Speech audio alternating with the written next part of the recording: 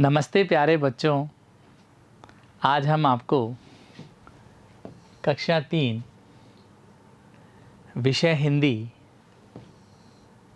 पाठ्यपुस्तक से आओ सीखें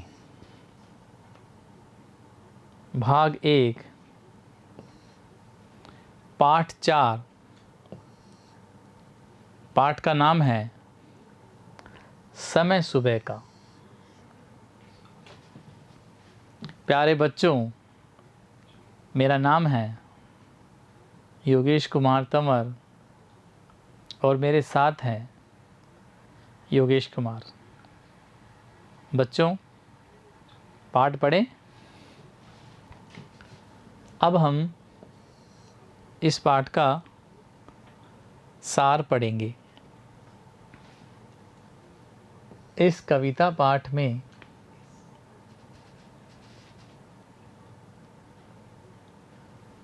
कवि ने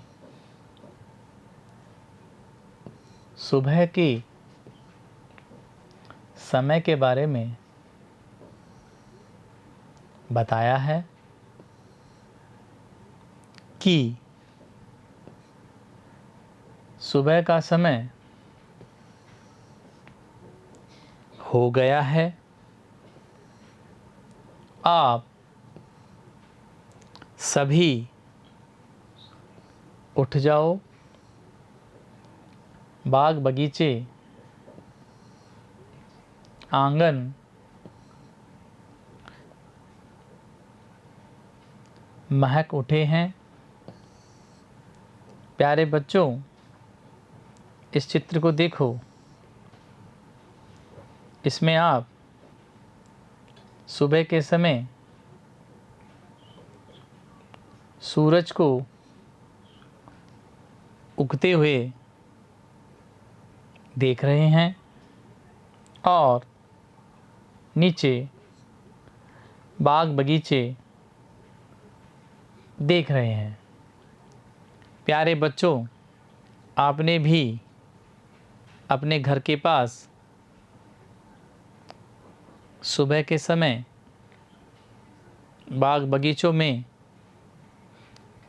जाकर उगते हुए सूर्य को देखा होगा। आगे चलें। अब अंधेरा नहीं है। पूर्व दिशा में लाली फैल गई है और आसमान सोने जैसे रंग में रंग गया है। सूर्य की किरणें ऊंची शाखाओं को छूती हुई भूमि पर उतर आई है। प्यारे बच्चों, इस चित्र को देखो। इसमें आप सूर्य की किरणों को धरती पर आते हुए देख रहे हैं। ये किरणें पेड़ की ऊंची शाखाओं से छूती हुई धरती पर आ रही है।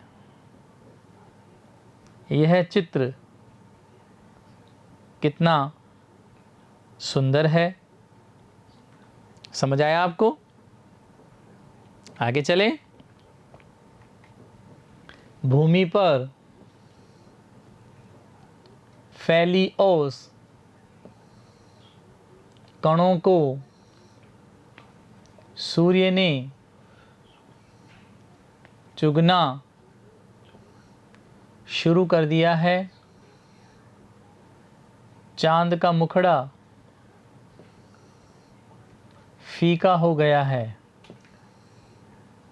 अब चंद्रमा की रोशनी नहीं रही है। बच्चों, यह चित्र सुबह का है, जब चंद्रमा पूर्व दिशा में उगता है और चंद्रमा की रोशनी सिमट जाती है या कम हो जाती है। आगे चलें। मुर्गों ने उठकर बाग लगाई है। बच्चों, आप जब अपने घर पर सोते हैं तो सुबह सुबह आवाज़ कानों में पड़ती है, तो बाहर मुर्गे की आवाज़ आती है। वो हमें जगाने का प्रयास करते हैं कि आप उठ जाओ और स्कूल के लिए तैयार हो जाओ। समझ आया बच्चों? और चिड़ियाओं की चींची की आवाज़ें हमारे कानों में गूंजने लगी है। बाग बगीचों और आम के बागानों में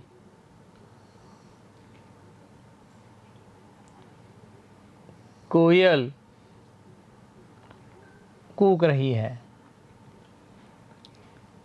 प्यारे बच्चों, इस चित्र को देखो। इसमें आप देख रहे हैं कि सुबह के समय मुर्गा बाग लगा रहा है और चिड़िया ची ची कर आसपास की वातावरण को गुंजा रही है। ये आवाज़ें बहुत अच्छी लगती हैं। आगे चलें। कवि कह रहा है कि अब हम सभी को बिस्तर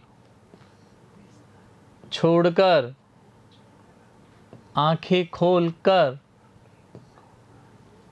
आलस्य त्याग देना चाहिए। प्यारे बच्चों, इस चित्र को देखो। इसमें एक बच्चा बिस्तर से उठ रहा है। वो सुबह जल्दी उठकर आलस्य त्याग दिया है और आंखें खोलकर खड़ा हो गया है। आप भी जल्दी उठें और स्कूल के लिए कभी लेट ना हो। आगे बढ़ें। दैनिक क्रियाओं: दांत साफ करना, हाथ मुंह धोना, नहाना आदि से निवृत्त होकर अपने अपने कार्य में लग जाना चाहिए। प्यारे बच्चों, आप भी सुबह उठकर दांत साफ करना, हाथ मुंह धोना, नहाना आदि करते हो? देखो, इस चित्र को देखो। इसमें आप एक बच्चा दांत साफ कर रहा है और वही बच्चा नहा रहा है। आगे चलें। अब हम इस पाठ के शब्द अर्थ पढ़ेंगे। शब्द है आंगन, अर्थ है घर में खुला स्थान। शब्द है उजियाली, अर्थ है रोशनी। शब्द है ओस कण, अर्थ है ओस की बूंदें। शब्द है अमराई, अर्थ है आम का बाग। शब्द है मुखड़ा, अर्थ है चेहरा। शब्द है निवृत्त, अर्थ है छुटकारा, मुक्ति। शब्द है दैनिक, अर्थ है रोजाना, प्रतिदिन। शब्द है भूमि, अर्थ है धरती। शब्द है बिस्तर, अर्थ है बिछोना। शब्द है आलस्य, अर्थ है सुस्ती। समझ आया बच्चों? आगे बढ़े। अब हम इस पाठ के प्रश्नोत्तर करेंगे। प्रश्न 1, रिक्त स्थानों की पूर्ति करें। पहला है बाग बगीचा खालिस्तान महका। क्या आएगा बच्चों? आंगन। बाग बगीचा आंगन महका। समझ आया आपको? दूसरा है कूक उठी है। क्या आएगा बच्चों? कोयल काली। कूक उठी है, कोयल काली। समझ आया? आगे चलें। तीसरा है फीका पड़ा खालिस्तान का मुखड़ा। क्या आएगा? चांद। फीका पड़ा चांद का मुखड़ा। चौथा है खालिस्तान ने उठ बाग लगाई। क्या आएगा बच्चों? मुर्गों ने। मुर्गों। आगे चलें।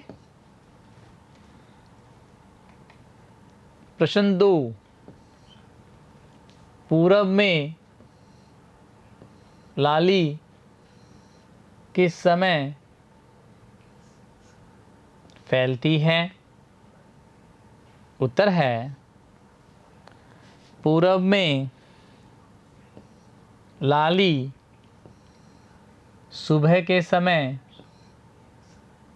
फैलती है। देखो बच्चों, इस चित्र को देखो, इसमें आप लाली देख रहे हैं। प्रश्न 3, सुबह के समय कौन कौन महका? उत्तर है, सुबह के समय बाग बगीचा और आंगन महका। बच्चों, इस चित्र को देखो, इसमें आप बाग बगीचा देख रहे हैं। प्रश्न 4, कानों में किसकी आवाज़ें गूंजने लगी? उत्तर है, कानों में चिड़ियों और मुर्गों की आवाज़ें गूंजने लगी। इस चित्र को देखो बच्चों, इस चित्र में आप मुर्गा जो सुबह के समय आवाज़ें करता है या बाग लगाता है, समझ आया आपको? प्रश्न 5, सुबह उठकर हम क्या क्या काम करते हैं? उत्तर है, सुबह उठकर हम दांत साफ करते हैं, मुंह हाथ पाँव धोते हैं, ईश्वर को प्रणाम करते हैं। बच्चों, इन चित्र को देखो, इसमें आप सुबह उठकर हम दांत साफ करते हैं, नहाते हैं और ईश्वर को प्रणाम भी करते हैं। आप भी करते हैं? करते हैं आप? करना चाहिए। आगे चलें। अब हम इस पाठ के व्याकरण भाग को पढ़ेंगे। पर्यायवाची शब्द, किसी शब्द के समान अर्थ वाले शब्दों को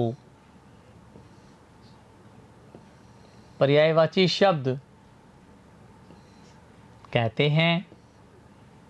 प्रश्न 6, निम्नलिखित शब्दों के पर्यायवाची शब्द लिखें।